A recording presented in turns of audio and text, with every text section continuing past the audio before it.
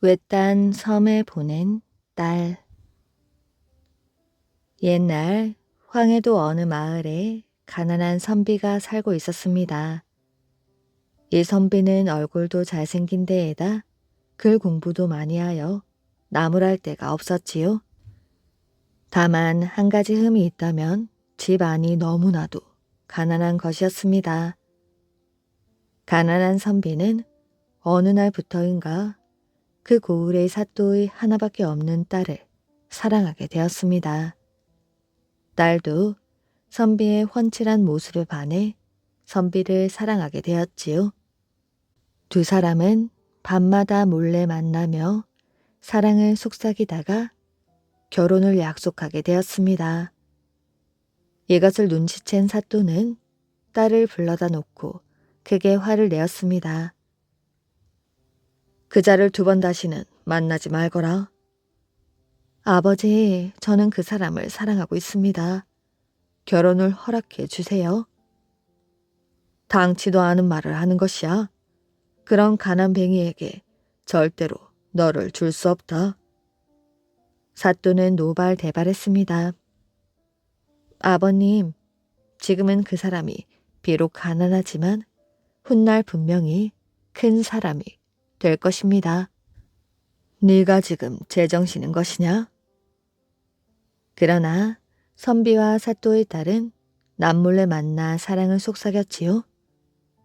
아니 이것들이 그래도 정신을 못 차려? 화가 난 사또는 딸을 외딴 섬으로 보내버렸습니다. 사랑하는 사람과 생이별을 한 선비는 사또의 딸을 찾기 위하여 온갖 애를 다 썼습니다. 그런데 아무리 찾아 헤매도 처녀가 간 곳을 알 길이 없자 선비는 그만 상사병이 나고 말았습니다. 선비는 밤낮 없이 사랑하는 처녀의 이름을 부르며 넋이 나간 사람처럼 온 동네를 헤매고 다녔지요. 내가 뭐라던 올라가지 못할 나무는 쳐다보지도 말라고 했잖니. 선비의 어머니는 점점 말라가는 아들을 안쓰러운 듯 바라보며 한숨을 쉬었습니다. 상사병이 급혀가자 선비는 이제 기운을 잃어 바깥 출입도 하지 못하고 죽은 듯이 누워만 있었습니다. 그러던 어느 날 선비는 자다 이상한 꿈을 꾸었습니다.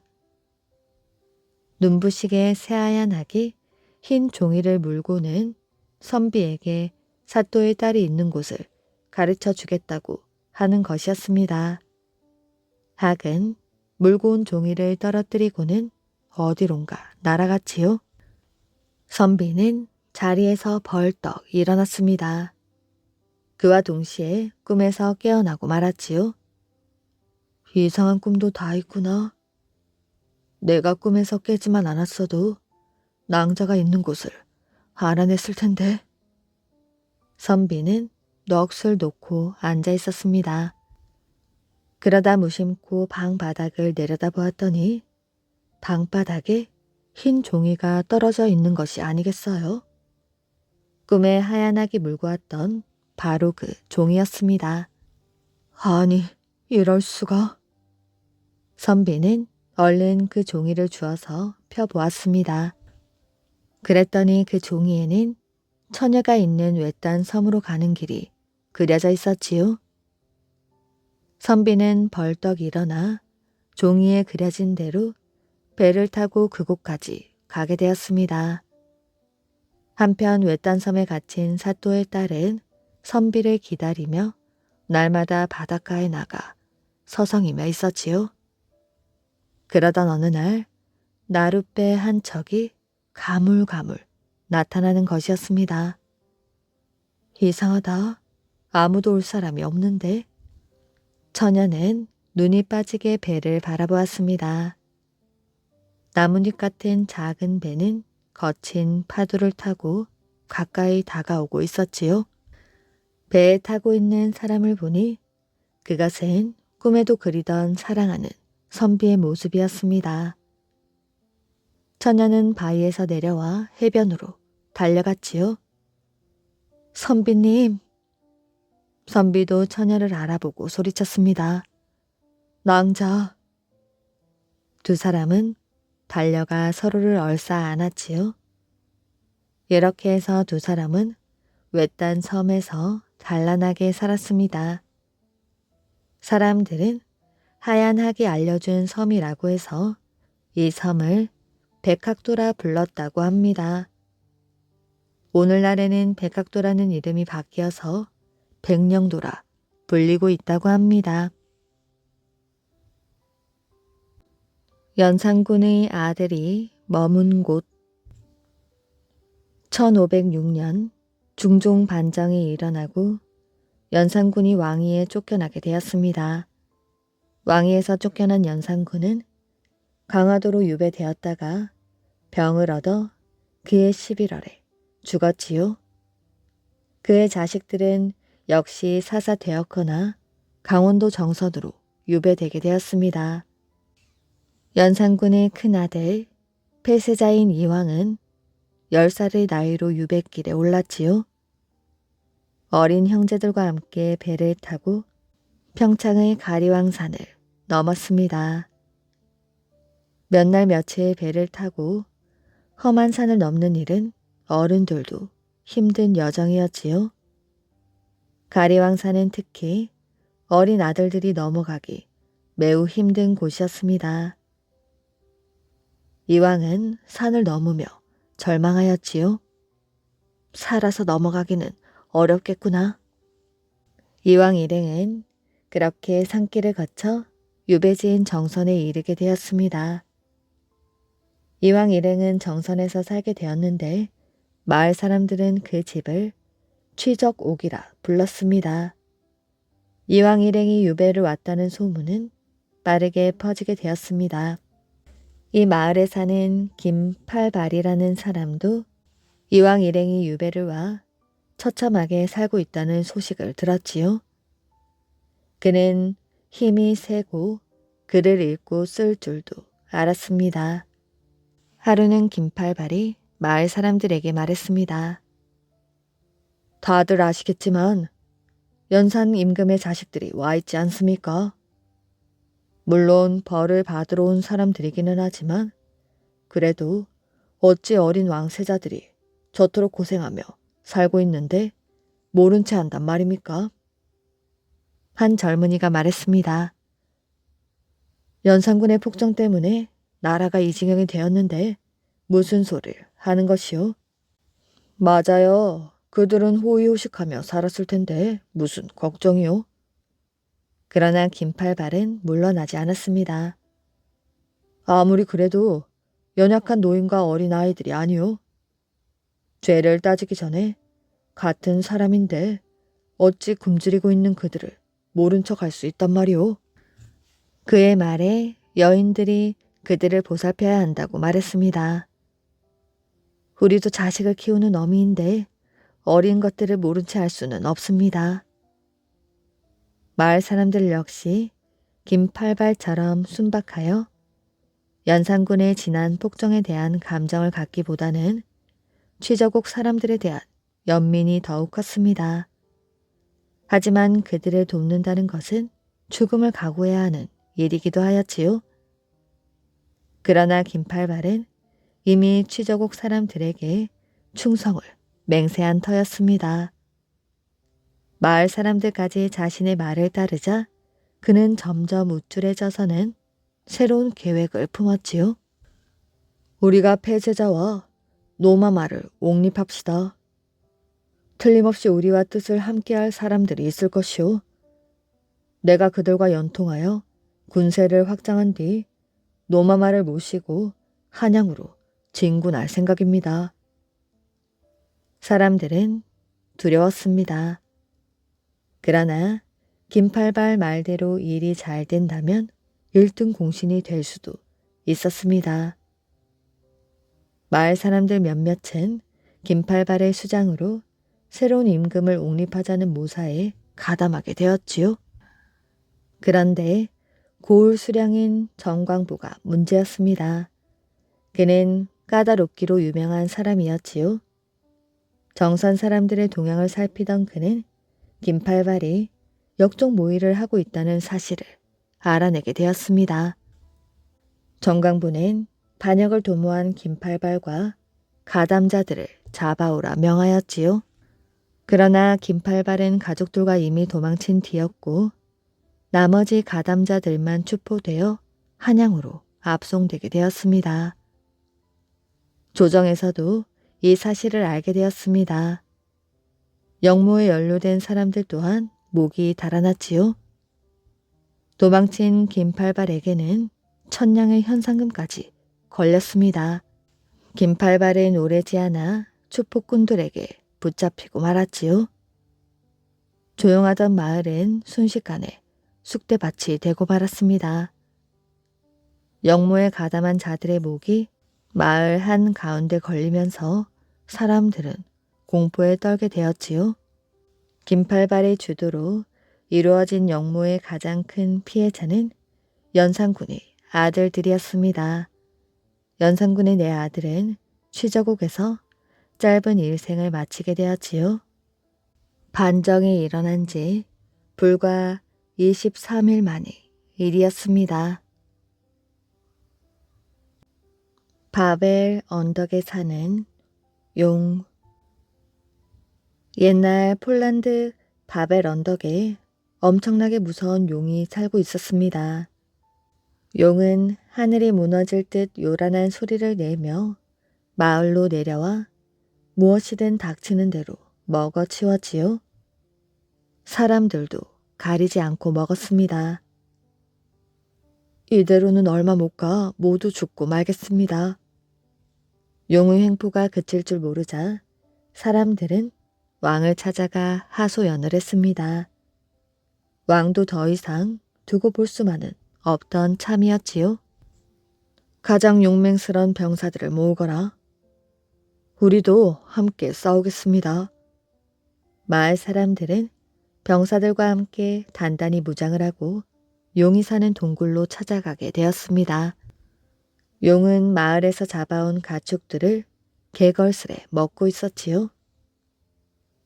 병사들과 마을 사람들은 일제히 화살을 쏘고 창과 검을 던졌습니다. 그런데 용은 꿈쩍도 하지 않았지요. 날카로운 무기들도 두꺼운 용의 비늘을 뚫지 못한 것이었습니다. 화가 난 용은 사람들을 향해 불을 내뿜었습니다. 용을 물리치기는커녕 사람들은 용의 먹이가 되고 말았지요. 사람들은 절망에 빠져버리고 말았습니다.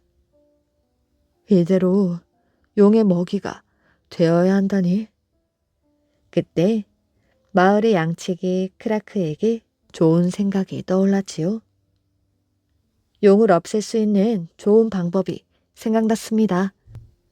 크라크는 죽은 양을 가져다가 뱃속에 폭약을 가득 채우고는 감쪽같이 실로 꼬매었습니다. 그러고는 밤이 되자 용이 살고 있는 동굴로 찾아가게 되었지요. 용은 쿨쿨 잠을 자고 있었습니다. 크라크는 무서워 몸이 벌벌 떨렸지만 용기를 내어 동굴 가까이 다가가서는 양을 동굴 앞에 놓아두고는 몸을 숨겼습니다. 조금 뒤 잠에서 깨어난 용은 양을 보더니 한 입에 꿀꺽 삼켜버렸지요. 곧 용의 배가 점점 부풀어 오르고 입에서 연기가 나오기 시작했습니다. 용은 무시무시한 소리를 내면서 온 몸을 비틀더니 강으로 뛰어들어 강물을 벌컥벌컥 들이마셨지요. 하지만 그런다고 뱃속의 불이 꺼질 리가 없었습니다. 잠시 후 쾅쾅하며 커다란 소리가 울리더니 용은 그대로 죽고 말았지요. 용이 죽었어요. 용을 물리쳤다고요.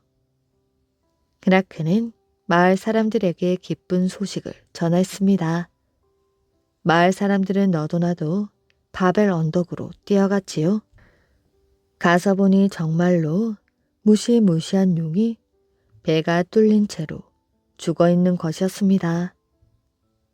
오늘의 승리를 기념해야겠다. 바벨 언덕에 아름다운 성을 짓도록 하라.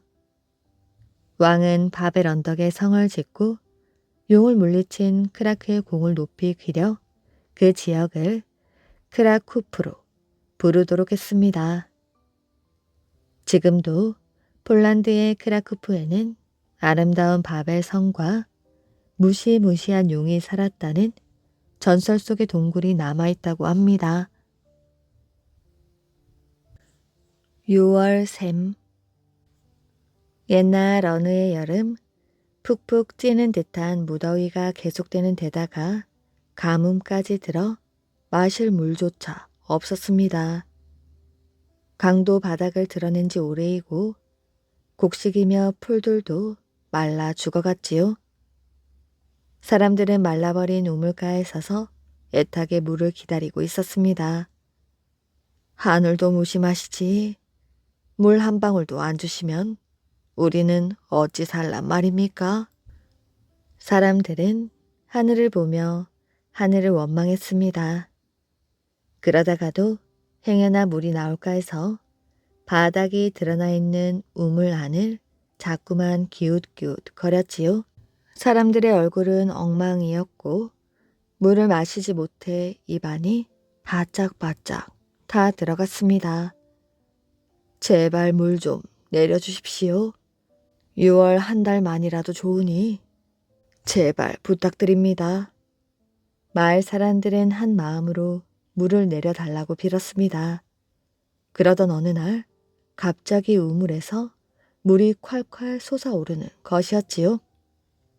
물이다. 물이 솟아나고 있어. 오랜만에 물을 본 마을 사람들은 너무 기뻐 서로 부둥켜 안고 환호성을 질렀습니다. 모두들 집으로 달려가 물동이를 들고 나왔지요. 이제 살았어요. 사람들은 정신없이 물을 퍼마셨습니다. 물을 길어다 오랜만에 밥도 짓고 국도 끓였지요. 모처럼 세수도 했습니다.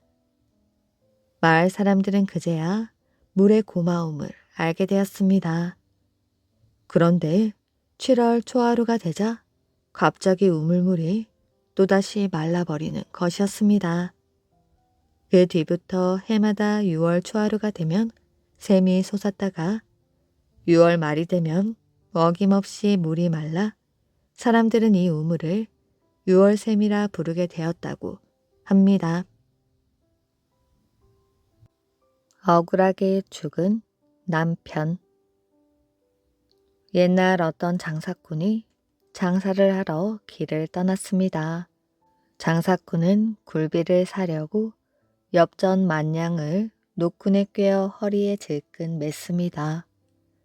그리고 굴비로 유명한 전라도 영광 땅을 향하여 부지런히 걸어갔지요.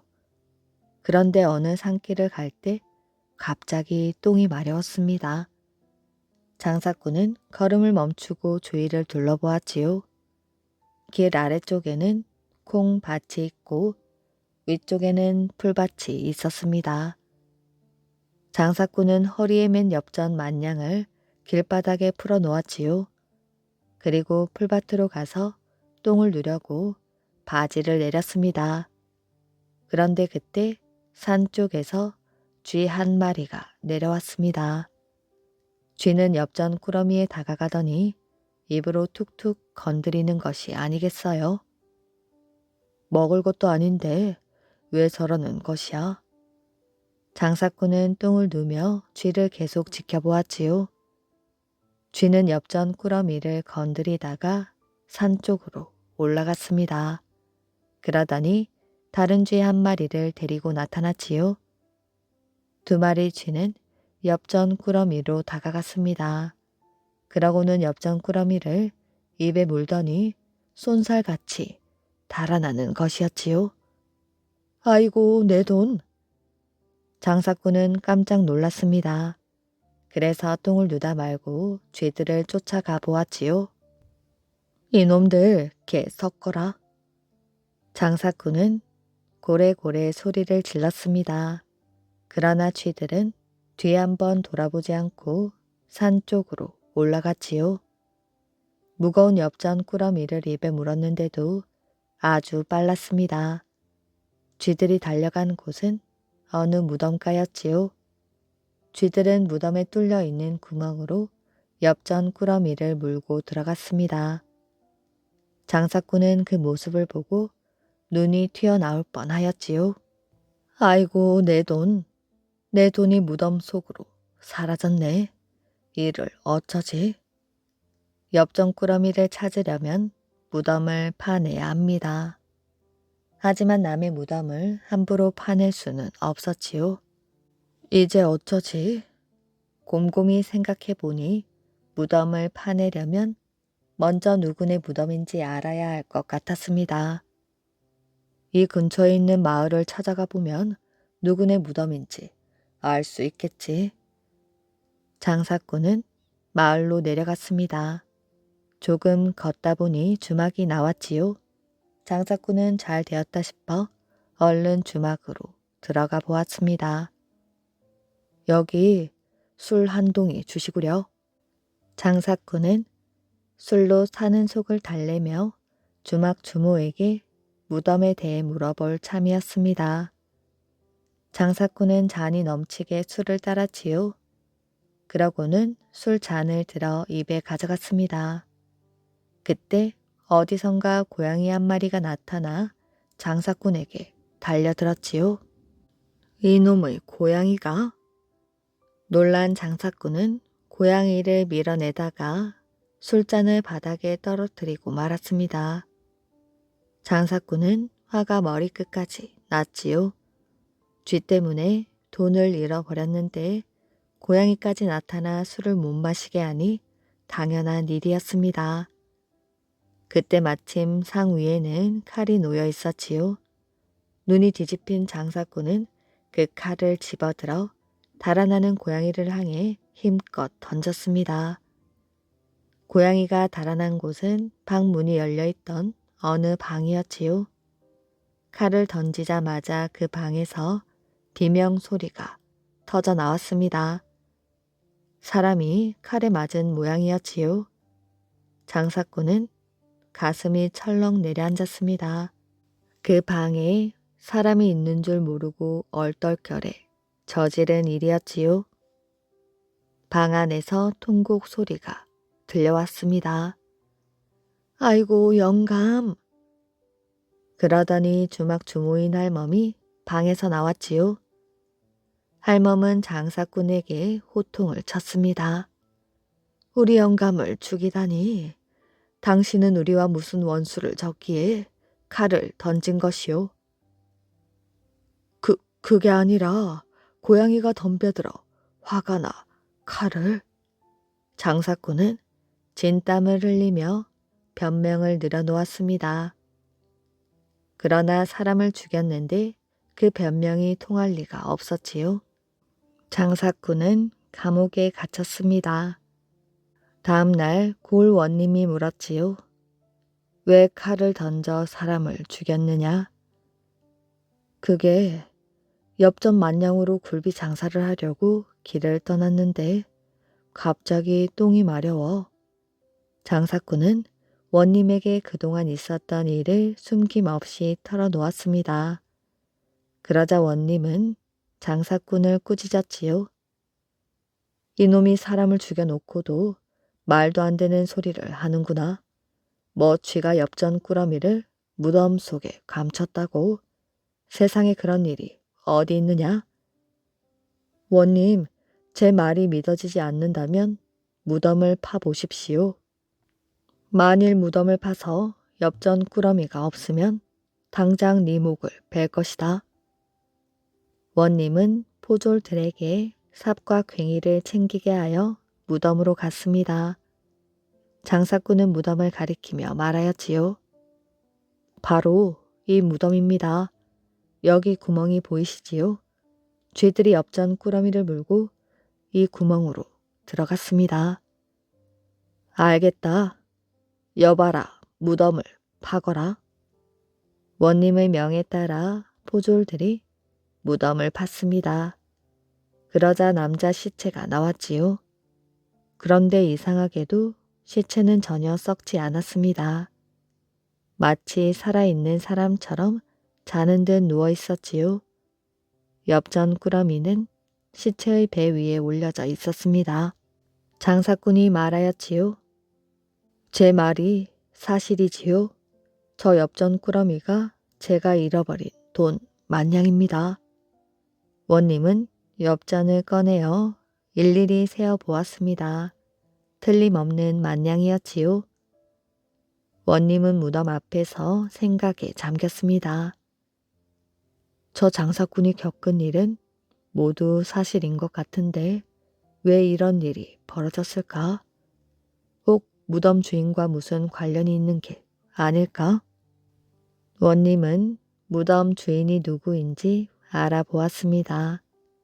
그랬더니 주막할멈의 전 남편이었지요. 그리고 무덤 주인의 시체를 살펴보니 배에 대못이 박혀 있었습니다. 아무래도 주막 주모가 수상하구나. 이번에 죽은 남편과 짜고 전 남편을 죽인 게 아닐까? 원님은 할멈을 잡아들여 직접 신문을 했습니다. 그랬더니 원님이 추측한 대로였지요. 무덤 주인이 살아있을 때의 할멈은 이웃 마을 영감과 눈이 맞았습니다. 그래서 그 영감과 짜고 남편의 배에 대못을 박아 죽였던 것이지요. 원님은 장사꾼에게 엽전 꾸러미를 돌려주며 말했습니다. 억울하게 죽은 주모 남편이 원한을 풀려고 그대를 이용했구나. 귀신은 쥐로도 변할 수 있고 고양이로도 변할 수 있지. 장사꾼은 가슴이 저려 말끝을 맺지 못했습니다. 남편을 죽인 할멈은 형장으로 끌려가 사형을 당했다고 합니다. 똥을 움켜쥔 포졸. 옛날 시골에 사는 한 남자가 서울 구경을 갔습니다. 서울에는 구경 거리가 아주 많았지요. 남자는 여기저기 돌아다녔습니다. 그렇게 며칠을 지내자 가지고 있던 돈이 뚝 떨어지고 말았지요. 당장 밥 한 그릇을 사 먹을 돈도 없었습니다. 아이고 배고파. 이러다간 굶어 죽고 말겠구나. 체면이고 뭐고 안 되겠다. 남자는 빈 바가지를 하나 얻어 가지고는 이 집 저 집 기웃거리며 구걸을 했습니다. 그렇게 얻은 찬 밥으로 겨우 끼니를 때웠지요. 밤이 되면 남의 집 헛간에서 쭈그려 자고 말입니다. 하루는 구걸을 하려고 어느 집 대문을 두드렸지요. 밥 좀 달라고 외쳤더니 안에서 주인이 냅다 뛰어나와 버럭 고함을 쳤습니다. 일은 하지 않고 놀고 먹는 한심한 녀석이 어디 와서 밥을 달래. 이러고는 물 한 바가지 가지고 나와서 남자에게 확 뿌려버렸지요. 이보시오. 밥이 주기 싫음 싫지. 물은 왜 뿌리시오? 남자는 화가 나서 얼굴이 벌개진 채 돌아섰습니다. 그날 저녁 남의 집 담벼락 밑에서 쭈그려 자던 남자는 아랫배가 묵직하고 살살 아파 눈을 떠보았지요. 하지만 갈수록 배가 아픈 게 금방이라도 똥이 나올 것 같았습니다. 남자는 엉덩이를 부여잡고 다급하게 골목 안으로 뛰어 들어갔지요. 그런데 아무리 둘러보아도 똥놀 만한 곳이 없었습니다. 남자는 발을 동동 굴렀지요. 어쩌지? 에이, 에라 모르겠다. 남자는 더 이상 참을 수가 없어서 후다닥 한쪽 구석에 쪼그리고 앉았습니다. 아휴, 이제 좀 살겠네. 남자가 이를 다 보고 막 바지를 올리려는데 골목 저편에서 방망이를 든 포졸이 나타났지요. 포졸들은 남자를 보자마자 대뜸 소리를 질렀습니다. 이봐, 거기서 뭘 하는 게야? 남자는 겁이 났습니다. 길거리에다 똥을 누웠으니 무사할 것 같지 않았지요. 그러니까. 남자가 우물쭈물 대답을 못하자 포졸들이 가까이 다가와서 물었습니다. 지금 여기서 뭘 하고 있는 거냐고. 남자는 엉겹결에 쓰고 있던 갓을 벗어 똥 무더기를 덮었지요. 그런데 가만히 보니 포졸은 어디선가 본 것 같았습니다. 어디서 봤더라? 옳거니 낮에 물을 뿌린 그 못된 놈이로구나. 이놈 어디 한번 골탕 좀 먹어봐라. 다행히 포졸은 남자를 알아보지 못했습니다. 남자는 포졸을 향해 웃으며 말하였지요. 날이 마침 잘 만났습니다. 절 좀 도와주십시오. 시골에서 올라올 때 노자로 쓰려고 암탉 2마리를 가지고 왔는데 그 한 마리가 달아나 버렸지 뭡니까? 그놈을 잡으러 가야 하는데 남은 이놈마저 도망칠까봐 여기 갓 속에 가둬두고 꼼짝도 못하고 있답니다. 제가 도망친 암탉을 잡아올 동안 이것을 좀 잡고 계십시오. 그럼 한 마리는 나리에게 드리겠습니다. 암탉 한 마리를 거저준다는 말에 포졸은 입이 해 벌어져서 얼른 대답하였지요. 암탉을 놓치면 안 되지. 내가 잡고 있을 터이니 어서 다녀오게. 이놈이 힘이 세니 꼭 누르고 계셔야 합니다. 남자는 포졸에게 꾸벅 인사를 하고는 꽁지가 빠지게 도망을 쳤습니다. 포졸은 갓을 손바닥으로 꾹 누른 채 남자를 기다렸지요. 하지만 아무리 기다려도 남자가 올 리가 없었습니다. 1시간이 지나도록 남자가 오지 않자 포졸은 슬슬 짜증이 났지요. 포졸은 점점 화가 났습니다. 도대체 이놈은 왜 안 오는 것이야? 어느새 날이 밝았지요. 포졸은 다리도 저리고 팔도 아파 죽을 지경이었습니다. 기다릴 만큼 기다렸으니 이 닭은 내가 가져가야지. 포졸은 사방을 둘러보며 조심조심 갓을 살짝 들추고는 암탉이 달아날 새라 얼른 한 손을 갓 속에 쑥 하고 집어넣었습니다. 그러자 무언가 손에 물컹 잡히는 게 아니겠어요? 이게 뭐지? 그때 남자는 나무 뒤에 숨어서 똥을 움켜쥔 포졸을 보고 깔깔 웃고 있었습니다. 그거 참 쌤통이다. 그러게 마음을 곱게 써야지. 금송아지를 얻은 불효자. 옛날 어느 마을에 김서방이라는 사람이 살고 있었습니다. 김서방은 부모님을 어찌나 정성스레 섬기는지 하늘이 낳은 효자라고 온 동네에 소문이 자자하였지요. 그러나 김서방 집은 몹시 가난하여 부모님께 새끼밥을 꼬박꼬박 드리지 못하고 있었습니다. 그래서 김서방은 늘 부모님께 죄송스러운 마음을 가지고 있었지요.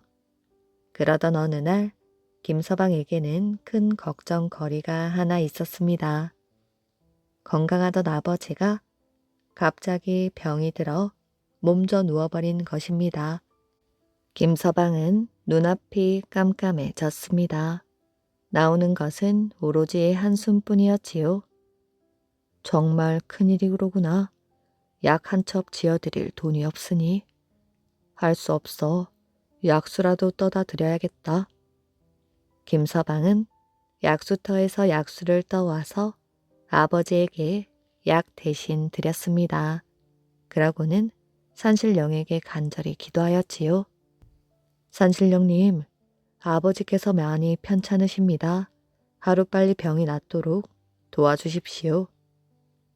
김서방은 날마다 약수를 떠왔으며 단 하루도 기도를 쉬지 않았습니다. 그러던 어느 날 김서방은 이상한 꿈을 꾸었지요. 머리와 수염이 하얀 할아버지가 나타나 이런 말을 하였습니다. 김서방, 아버지의 병을 고치고 싶다면 뒷산에 가보아라. 김서방은 깜짝 놀라 잠이 깼습니다. 김서방은 일어나자마자 꿈속에서 할아버지가 일러주었던 산으로 달려가 보았지요. 산 위에 올라가 보니 고갯 마루에 송아지 한 마리가 서 있었습니다.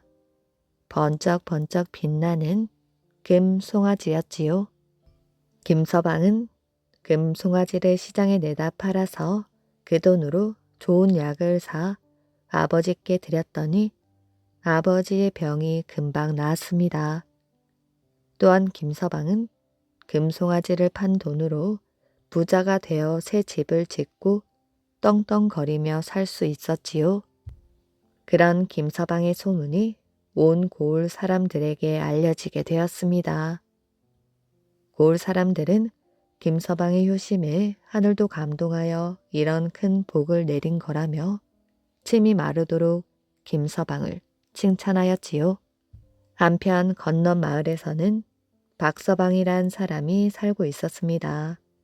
그런데 박서방은 부모 속을 썩이는 불효자였지요. 박서방도 김서방에 대한 소문을 들었습니다. 욕심 많은 박서방은 금 송아지가 몹시 탐이 났지요. 그래서 박서방은 건강한 아버지에게 행패를 부려 몸져 눕게 한 다음 날마다 약수터로 가서 약수를 떠왔습니다. 그러고 그것을 아버지께 드리고는 마음에도 없는 기도를 드렸지요. 산신령님, 저희 아버지가 많이 아프십니다. 빨리 병이 낫게 해 주십시오. 박서방은 거짓으로 슬픈 표정을 지으며 날마다 기도를 하였지요. 그러던 어느 날 박서방도 이상한 꿈을 꾸었습니다. 머리와 수염이 하얀 할아버지가 꿈속에 나타나 이런 말을 하였지요. 박서방, 아버지의 병을 고치고 싶으면 뒷산으로 가보거라. 박서방은 웃으며 잠에서 깨어났습니다. 드디어 기다리고 기다리던 금 송아지를 얻게 되었다고 생각하니 좋아 어쩔 줄을 몰랐지요. 박서방은 콧노래를 부르며 산으로 달려갔습니다. 할아버지 말대로 산에는 송아지 한 마리가 서 있었지요. 역시 번쩍번쩍 빛이 나는 금 송아지였습니다. 박서방은 금 송아지를 끌고 집으로 돌아왔지요. 박서방의 집에는 외양간이 없어 금 송아지를 마당에 메어 놓았습니다. 박서방은 툇 마루에 걸터 앉아 금 송아지를 바라보며 황금빛 꿈에 젖어 있었지요. 날이 밝는 대로 금 송아지를 시장에 내다 팔아야지. 그럼 그 돈으로 집도 사고 논도 사고 밭도 사야지. 그런데 바로 그때 얌전히 서 있던 금송아지가 벼랑간 미친 듯이 날뛰었습니다. 금송아지는 큰 소리로 울부짖으며 이리 뛰고 저리 뛰고 야단이 나버렸지요. 그러다가 느닷없이 금송아지는 똥을 싸기 시작했습니다. 똥이 폭포처럼 쏟아지고 있었지요. 박서방은 기겁을 하였습니다. 박서방은 똥을 피하여 툇 마루로 올라섰지요. 그러나 집안은 점점 금송아지의 똥으로 가득 차게 되었습니다. 똥은 마당을 삼키고 툇 마루를 삼키더니 집 전체를 삼켜버리고 말았습니다. 그리하여 박서방도 똥에 파묻혀 버리고 말았지요. 불효자 박서방이 벌을 받게 돼버린 것입니다. 바위에 깔린 용. 옛날 백두산 한 초가집에 아이가 태어났습니다. 어머니는 미소를 지으며 아이의 얼굴을 바라보았지요. 아버지가 돌아가시고 태어난 아이가 애처롭기만 했습니다. 이 아이를 복수라고 불러주세요. 벌써 이름까지 지었구려. 복수야, 튼튼하게 잘 자라거라. 산파는 아이의 이름을 부르며 아이와 어머니를 번갈아 보았습니다. 복수는 어느덧 무럭무럭 자라서 총명하고 지혜로운 아이가 되었지요. 복수가 10살이 되던 해 어느 저녁이었습니다. 어머니는 복수를 불러 앉혔지요. 복수야, 아버지가 어찌 돌아가셨는지 아느냐? 아주 오래전 백두산에 흉악한 용이 나타난 적이 있었단다. 그때 아버지께서 위험을 무릅쓰고 용과 싸우셨는데 그만 돌아가시고 말았지. 복수야, 아버지가 돌아가시면서 하신 말씀이 있단다. 그게 무엇입니까? 만약 남자아이가 태어난다면 무술을 배우게 하라고 하셨단다. 어머니, 저도 이제 10살이에요. 내일 당장 삼신산에 가서 무술을 배우겠어요. 그래, 복수야. 그렇게 하려무나? 복수는 어머니가 꾸려주신 짐을 메고 삼신산으로 떠났습니다. 삼신산에 도착한 복수는 산 꼭대기에 올라 무릎을 꿇었지요. 신령님, 아버지 유언에 따라 무술을 배우러 왔습니다. 네가 배울 수 있겠느냐? 이때 어디선가 쩌렁쩌렁한 목소리가 들려왔지요. 신령님, 몸이 부서지는 한이 있더라도 꼭 배우겠습니다. 먼저 복례산으로 가 3년 동안 돌을 닦은 후 방장산에 가서 3년 무예를 배우도록 해라. 그런 다음 마지막으로 3년 동안 권수를 익혀야 한다. 복수는 신령님의 말대로 돌을 닦고 무예를 익혔습니다. 복수는 어느덧 청년이 되었지요. 어머니는 의젓한 젊은이로 자란 복수를 보고 깜짝 놀랐습니다. 복수야. 어머니는 복수를 부둥켜 안았지요. 이웃 사람들도 멋진 청년의 모습을 보고는 기뻐했습니다. 어머니, 제가 익힌 무술을 보여드릴게요. 복수는 사라졌다 다시 나타나기도 하고 바위를 주먹으로 쳐서 부수거나 멀리 날려보내기도 하였습니다. 어머니는 흐뭇한 표정으로 바라볼 뿐이었지요. 복수는 아버지의 원수를 갚기 위하여 백두산 봉우리로 올라갔습니다. 그때 하늘이 새까맣게 흐려지더니 주먹만한 우박이 내리기 시작하였지요. 복수가 하늘을 올려다보니 커다란 용 한 마리가 앉아 있었습니다. 네가 우리 아버지를 죽인 용이로구나. 감히 누가 내 앞에서 까분단 말이냐? 복수의 말이 거슬렸던 용은 불을 하늘로 쏘아 올렸습니다. 어디 한번 덤벼 보거라. 이런 버릇 없는 놈, 내 불을 바꿔라. 하늘에서 용이 시뻘건 불을 토하며 내려왔습니다. 복수는 몸을 살짝 피하였지요. 내 이놈, 내가 널 가만둘 줄 아느냐? 복수도 벼락 같은 소리를 지르며 칼로 용의 허리를 내리쳤습니다. 덩치 큰 용도 아주 잘 피했지요. 용은 꼬리로 복수의 몸을 칭칭 감았습니다. 복수도 화살같이 재빠르게 땅으로 내려앉았지요. 내가 너에게 죽을 줄 아느냐?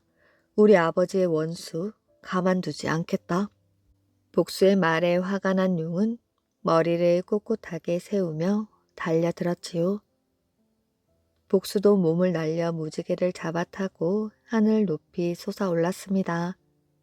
용은 복수에게 달려들었지만 번번이 실패하고 말았지요.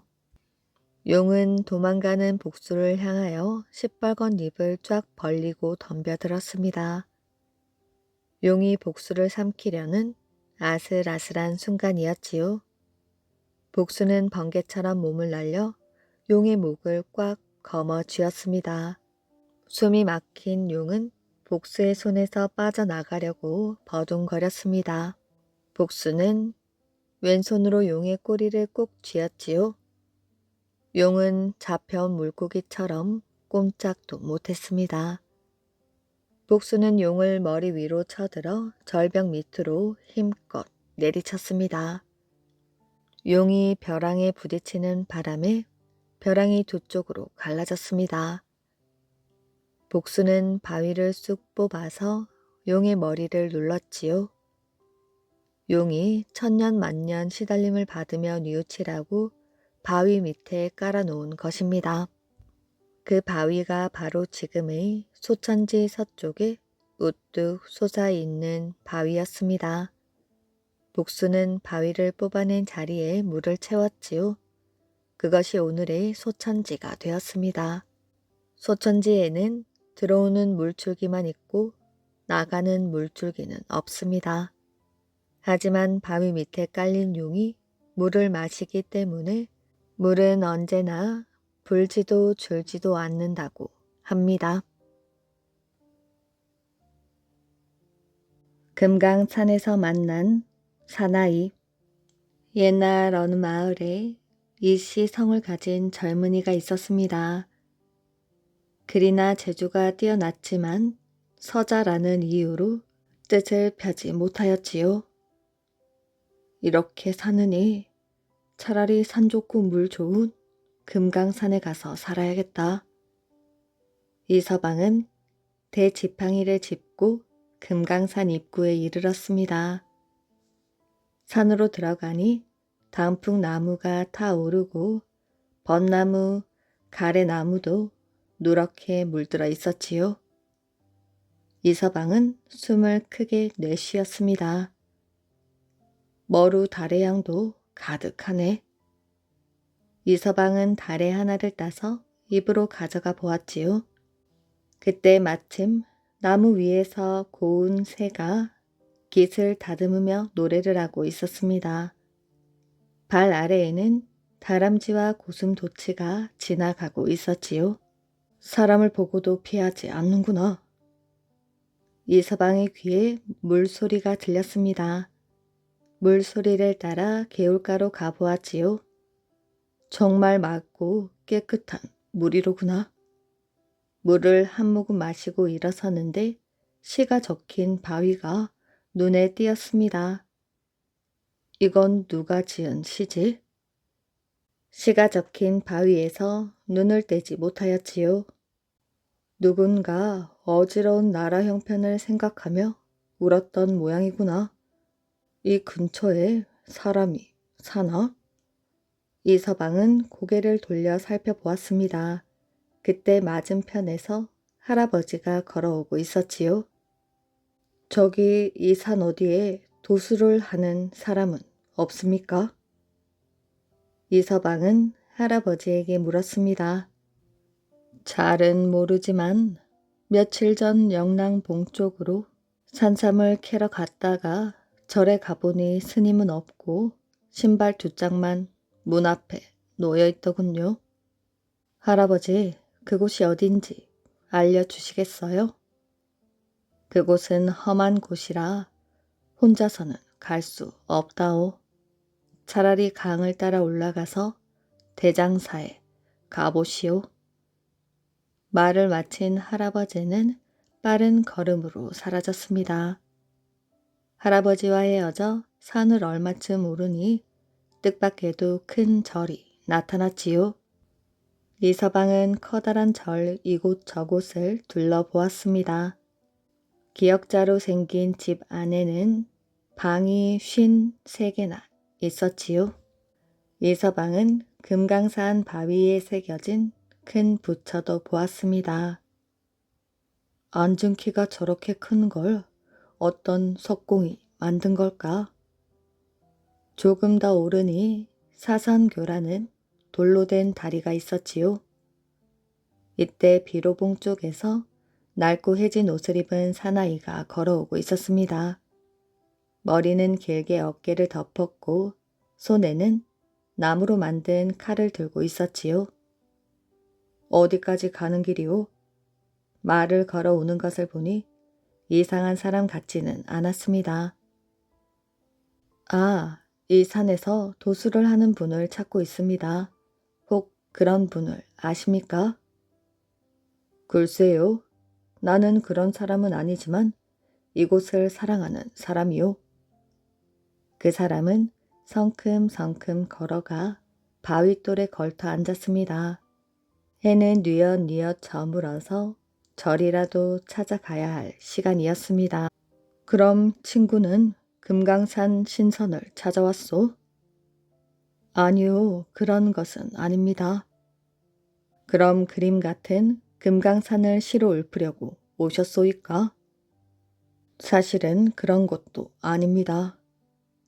이서방은 금강산에 온 이유를 이야기하였습니다. 사나이는 이야기를 다 듣고 나서 크게 웃었지요. 돌을 닦아 구름을 타고 하늘로 올라간 이가 있다고 하던데요. 나도 들었소. 선녀들도 금강산 경치에 놀라 돌아가지 않거나 돌로 굳어진다고 하지 않소.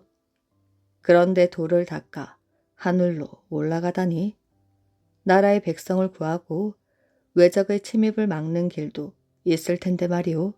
안 그렇소? 친구, 나와 벗이 되지 않겠소? 이서방을 지켜보던 그가 어깨를 툭 쳤습니다. 장사꾼의 벗은 이익으로 사기고 양반의 벗은 아첨으로 사기지. 이런 벗은 오래가지 못한다오. 벗은 진실된 마음으로 사기는 것이지요. 잘 모르지만 그대와 나도 벗이 될 수 있을 것 같소. 나와 함께 돌을 닦지 않겠소? 좋소이다. 이서방이 벗이 되기로 찬성하자 둘은 서로 손을 굳게 잡았습니다. 자, 이제 내 집으로 갑시다. 사나이는 자리에서 일어나 앞장서서 걸었지요. 계곡을 따라 올라가던 사나이는 폭포 근처 굴 앞에서 손짓을 하였습니다. 여기가 내 집이오. 칡 넝쿨로 엮은 문을 들추고 안으로 들어갔지요. 오늘은 귀한 손님이 온 날이니 잣불을 켜야겠군. 불을 켠 사나이는 한쪽에 있던 바구니를 꺼내 송이와 밤과 잣을 내놓았습니다. 이제 나와 벗이 되었으니 열심히 돌을 닦아보세. 사나이는 소매 속 피리를 꺼내 불기 시작했습니다. 이서방도 흥에 겨워 덩실덩실 춤을 추며 노래를 불렀지요. 그때 밖에서 두루미 떼가 내려와 너울너울 춤을 추었습니다. 학이 노래를 아나 봅니다. 나도 처음엔 놀랐소. 학뿐만 아니라 좀 더 불면 짐승들이 다 모여든다네. 사나이는 피리를 소매에 넣으며 말했습니다. 참, 나는 허가요. 자네는? 나는 이가요. 두 사람은 나뭇잎 자리에 벌러덩 누워 잠이 들었습니다. 다음 날 이서방은 밖으로 나가는 허서방을 따라 잣나무 숲으로 달려갔지요. 잣나무를 바라보던 허서방은 칼을 뽑아 잣나무를 내리쳤습니다. 이서방은 허서방의 칼 솜씨에 깜짝 놀랐지요. 허서방, 내게도 칼 쓰는 법을 가르쳐주게. 허서방이 크게 한번 웃었습니다. 우리 열심히 무예와 병법을 익혀서 나라에 꼭 필요한 사람이 되세. 이서방과 허서방은 그날부터 쉬지 않고 글과 무예를 익혔습니다. 글과 무예를 닦은 두 사람은 처음 만나 벗을 맺은 곳에 리허대라 크게 새겨 놓았지요. 금강산은 참 좋은 곳이야. 경치뿐만 아니라 훌륭한 사람도 키워내니까. 저녁 노을 속에 산을 내려오는 두 젊은이 웃음소리가 골짜기에 메아리쳐 울렸습니다. 이야기 재미있게 잘 들으셨나요? 오늘의 이야기는 여기까지입니다. 오늘도 이야기를 들어주셔서 정말 감사합니다. 오늘도 편안한 밤 되시길 바랍니다.